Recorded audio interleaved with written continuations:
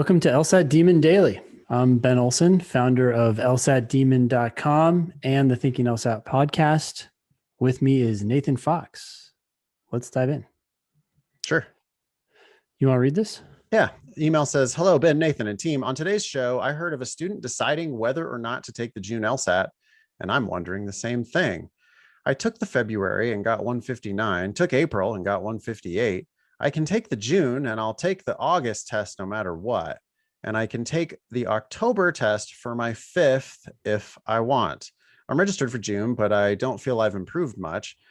I had been counting on getting more study time now with the summer, as well as upgrading to premium on the Demon, but I'm confident I'll improve that much. Sorry, I'm not confident I'll improve that much before the June test. Should I take June and August or just wait until August? My fear is getting yet another of the same or near the same score. I don't care where I go to law school as long as I go for free. My cold score was a 153. My undergraduate GPA, a 3.94, and I plan to pursue tax law. Thank you for your time, Aubrey. Any advice for Aubrey? Well, so I'd love to know what practice tests she's taking and what scores she's getting on them. Well, actually, I don't care which practice test she's taking. I just want to know what scores she's getting on them. But I don't have that information, so it's hard to tell whether you'll do better in June or not. Based on her previous tests, 159 and 158, I'm going to assume her practice test scores are the same. And if they are, I mean, you're running out of tests to take in time for the next application cycle. At the same time, I'd much rather see you scoring in the high 160s. I think holding on to this idea that you're going to apply this cycle may actually be holding you back from applying this cycle. Like, let go, focus on getting your best score, getting your practice test scores up to high 160s, and then take it. Look, she has a cold of 153 and an undergraduate GPA of 3.94. To me, Aubrey seems like a candidate who could break into the 170s, and she's not even close. Yeah. I mean, if I saw somebody, yeah, sure. Cold 153, I would definitely be thinking about 170. I mean, that's not the first thing. The first thing is 155 and 160, and those are going to come relatively quickly. They haven't yet for Aubrey, which makes me think that she might have been studying in the wrong ways. I don't know Aubrey. I haven't seen her in my classes. I haven't, she's never said, hey, Nathan, here's a question that I don't understand, which is the killer. That's the critical question you have to ask, why this one right here? The correct answer is E. And I guess I can see why, but I picked B and I still think B is a better answer. And what's going on here? But that's the question that Aubrey really should be asking if she wants to max out her improvement.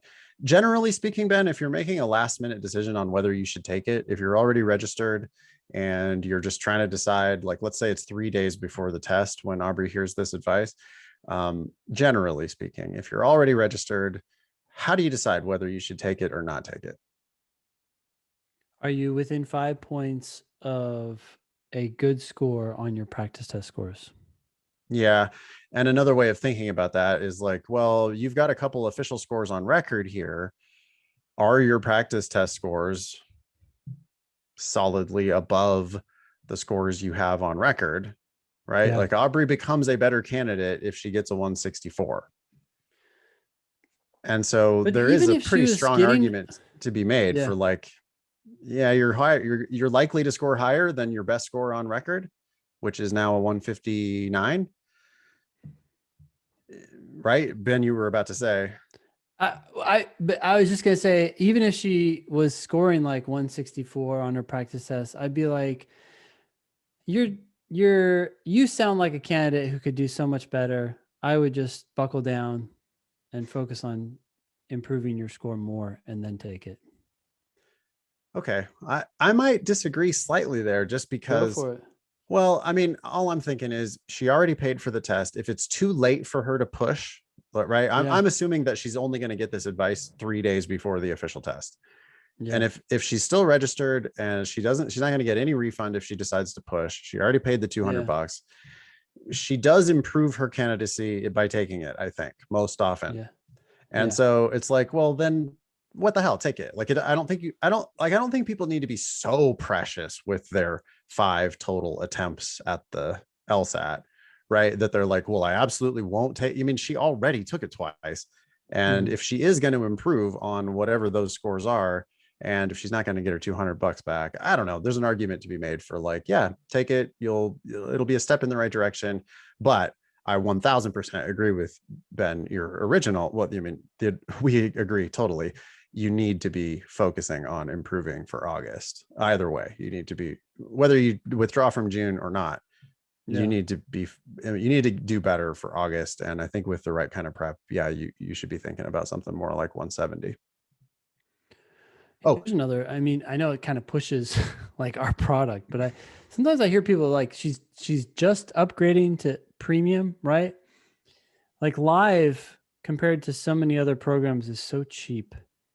And I just hate the time you're wasting, maybe not going. man, for what you get, like try 1 month of live. For what you get, it's amazing. Multiple live classes 7 days a week for a month, I think could just be transformative. So I do wish not that everybody needs it, right? But I just wonder if Aubrey's one of those candidates who needs to like talk to people, right?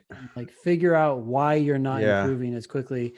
Figure that out and then go back to premium or go back to basic. I don't know. And I'd rather you do it at the beginning of your prep rather than the end of your prep, because we can teach you how to prep.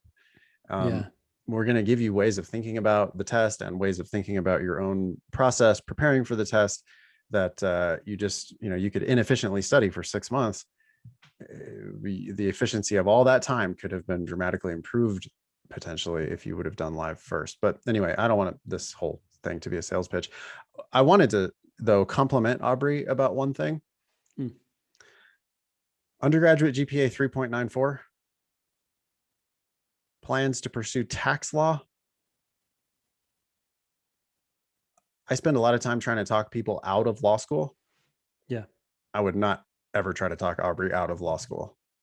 I think that is like, there's no such thing, there's no sure thing in the law school game, but boy, there are never not going to be jobs for tax attorneys. If you want to do that work, I think that there is going to be a lifetime of pretty lucrative work for you to do in tax law. You're talking about saving people billions, hundreds of millions, billions of dollars on their taxes. That is there's going to be work there for sure. And with such a strong undergraduate GPA, she has demonstrated that she, has the worker bee in her. And that GPA is like makes her a candidate for the very top of all of the law schools. Like she could literally go to Harvard or Stanford or Yale if she gets her 170. Yeah. And I see nothing but success in Aubrey's future. So I just wanted to make sure that I got that little note of positivity in there. Cool.